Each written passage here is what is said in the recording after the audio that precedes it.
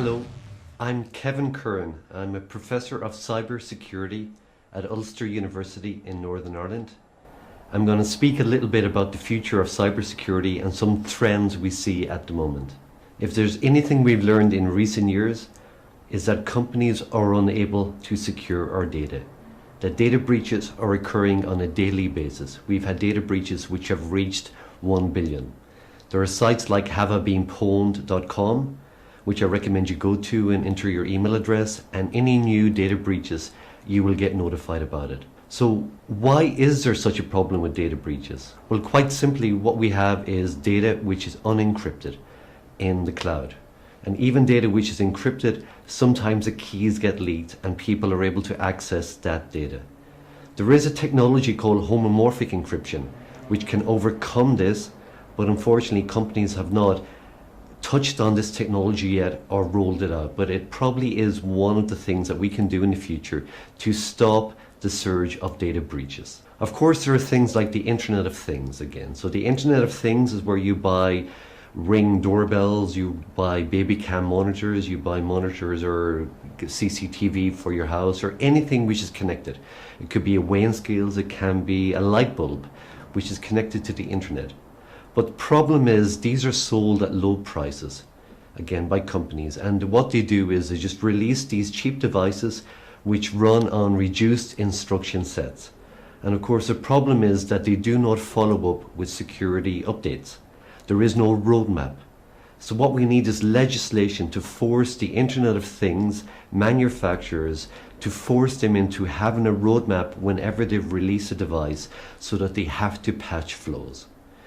Okay, when I teach my students about cybersecurity, I go through all the things about how you breach websites, how you do password cracking, how you search for flaws.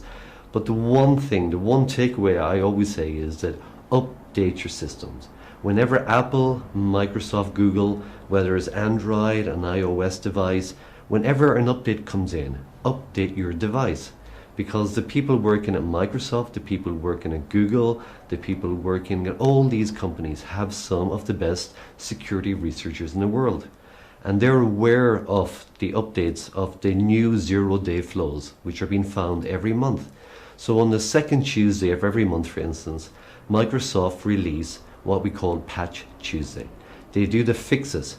Most of them are for security. And last month there was 150 security patches alone released by Microsoft. But the problem is people are using older operating systems like Windows XP and Windows 7, and they are not supported anymore. So they only get weaker day by day because more exploits are found, they find their way onto the web, and then what we have is people using these exploits again. So therefore you should always use the latest operating system, and whether it's your applications as well, update them because there's always security flaws being done. Again, how do hackers find devices to compromise? Well, there are search engines, just like Google is a search engine for retrieving information from the web, so too we have Shodan. So Shodan is a database which probes the web for all these devices which are connected. They can be anything from nuclear power plants, they can be just the webcams that we talked about, but Shodan collects these addresses, these IP addresses of these devices, and then you're able to probe them. You're able to check to see if they're using default admin, the default passwords which are used. And the unfortunate thing is a lot of these Internet of Things devices are being used in ransomware attacks. They're able to use for being able to bring down sites by denial of service attacks, and then the hackers are able to demand ransoms. Again, just last week, one of the biggest technical companies in the world is Foxconn. Foxconn are the people who build the iPhone. They have about 1 million employees. They were hit with a ransomware for 35 million. Again, 1,800 bitcoins. And again, that is one of the problems that we have at this moment, because we've moved into a cryptocurrency world again. The most famous cryptocurrency built on blockchain is Bitcoin. And if Bitcoin is done correctly by the hackers, they become virtually untraceable. In the past, if we had hacks, again, you could probably follow the Western Union transaction, you could wait outside and arrest a person. But when you have a cryptocurrency for a future internet, then if they use mixers, which are able to tumble these coins, be able to turn them into gobbledygook addresses again, you really have a difficult time trying to trace these people. But the problem with crime online is that we have no jurisdiction really. In other words, that the attackers who are attacking you or maybe drained your bank account, they could be residing in any country. And police forces around the world are struggling to keep up.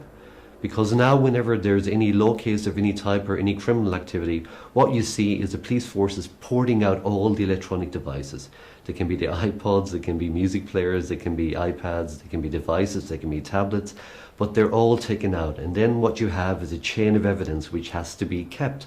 So the police forces have to ensure that they do the forensic examination on these devices to capture all the relevant material and that they can prove later that it hasn't been tampered with. Now there is technology to do that, but unfortunately most police forces do not have trained experts in cybersecurity or just IT people. Again, and that is a problem again, because most crime now is being committed online. The famous bank robber Willie Sutton said, he was asked once, why do you rob banks? And he said, well, that's where the money is. And of course, that is where the money is now. People do not carry cash when they walk down the street. They're using their mobile phones, they're using their credit cards, they're using that to do payments. People are less and less carrying cash. So of course, criminals have not gone anywhere, so what they've done is moved online to chase that money.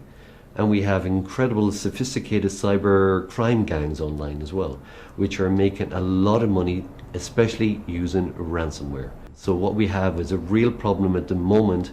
Most people are worried. If you ask any small to medium-sized business, and even larger ones, ransomware is the main threat that they find themselves under at the moment. Because of course, once ransomware comes in and you click on something, an employee clicks on something, again, their files can be encrypted. And the only way to get them back is through a ransom. Of course, the protection against that is to back up your data, again, to have rolling backups, to have backups off-site and just not backups on your network again, because if you have your data backed up, you can get it back.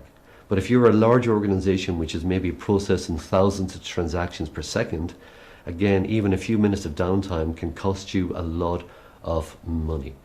Of course, then what we have is denial of service attacks, which can be done using cryptocurrency again, where sites can be said, look, I will bring your site down unless you pay me X amount of bitcoins. And then they can do test runs and they can show how this works again. But we're moving towards smart cities as well again. So are we moving into an age where cities themselves can be ransomwared? Again, we've seen last year with the Visa network, the Visa card payment system went down for about 12 hours. And again, people were locked out of being able to buy their tickets home on the tube, being able to get any purchases in shops. Shops were unable to process transactions again because people are generally living in a cashless society. So again, we have all these problems again when it comes to cybersecurity, and people really don't understand how to protect themselves from the ground up. And even developers do not know how to do that, because you can be the best programmer in the world, but you might not know how to do secure programming practices again. A lot of companies give away information they shouldn't have again. So one of the most indiscreet data breaches of recent years was the Ashley Madison website. So Ashley Madison is a website where you go to have an affair with someone online. The database was leaked, and you can imagine how sensitive that was, how many maybe marriages broke up. But of course, there was also sites like that again, where you could go and you could type in someone's email address, and it would have told you actually if the person's email address was in the database. Again, so there are things like that, techniques like that, where a site should never give away any information whatsoever. Again, so we're moving towards a society again where everything is moving online.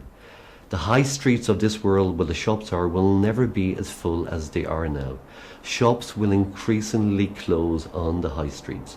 Again, we will see deserted cities, apart from maybe hairdressers and the odd butcher, because everything is moving towards e-commerce. COVID has speeded this up. Again, people like us working in IT for many years have been doing video conferencing, but no one could have predicted, again, just 9 months ago that the world would move towards video conferencing. We would work in remote offices again. So again, we're seeing where technology is crucial toward the fabric of society. But of course, the problem is that hacks increase all the time. Hacks only get better. They never get worse. They become more easier for end users and what we call script kiddies to use again. And we're seeing again that people and companies are unable to protect our data properly. again. So again, what we're seeing is really that we have to have an onus on companies to protect their data. Now, one of the best things which has happened in recent years with regard to security has been the General Data Protection Regulations, GDPR, which is brought in by the EU. So that forces companies to protect their data, to only collect the data that they need, to store it for no longer than they need it, and to not use nefarious dark patterns to try to opt us into mailing lists that we do not want to be in. Again, so that's putting the onus back in companies as well, because they can be fined up to 4% of the turnover or £20 million if they're found to be in breach of the GDPR. Again, so we need these type of laws to come in. The most stupid law that was ever brought in was a cookie law.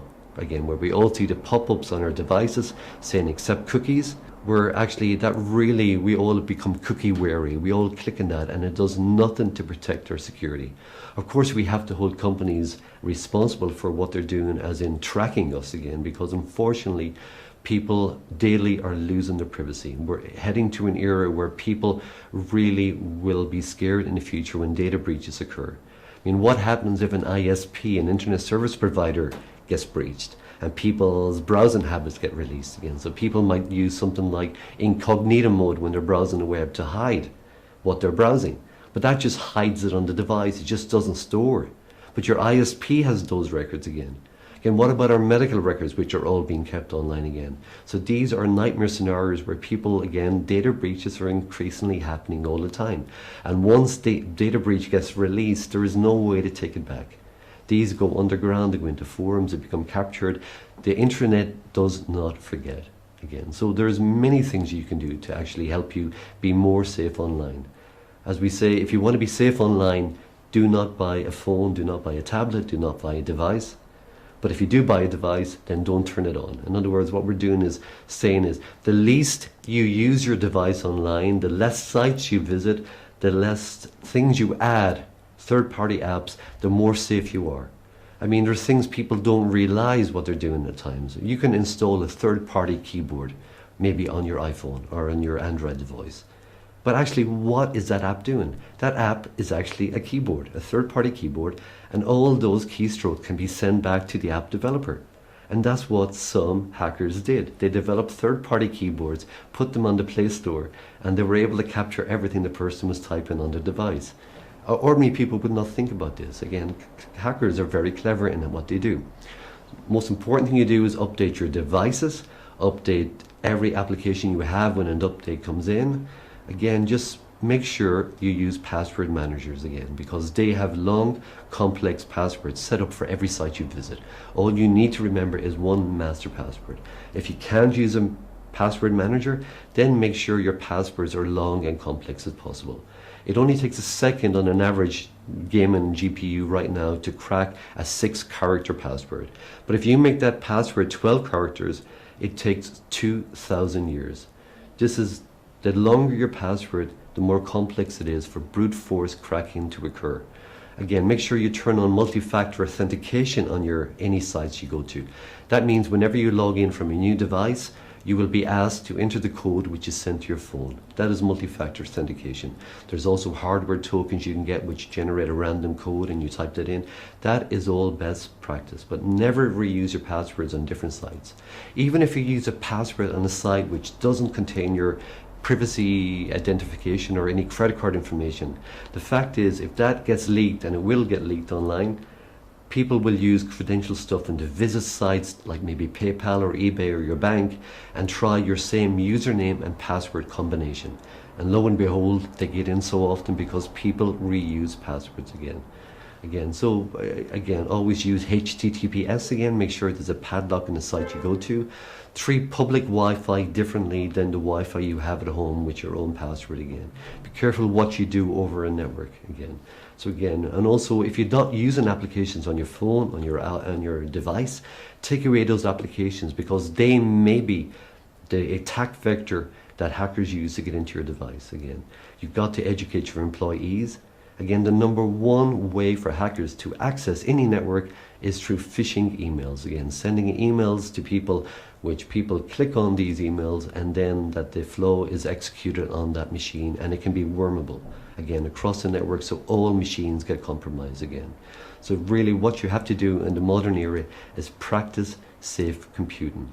There is no magical solution again. Things like homomorphic encryption may prevent us getting our data stolen in the cloud if people implement that again, but we just have to educate people again into using best practice again. Make sure the sites you visit have the padlock in place, make sure you never reuse your passwords on different sites, and just practice safe computing. Okay, thank you.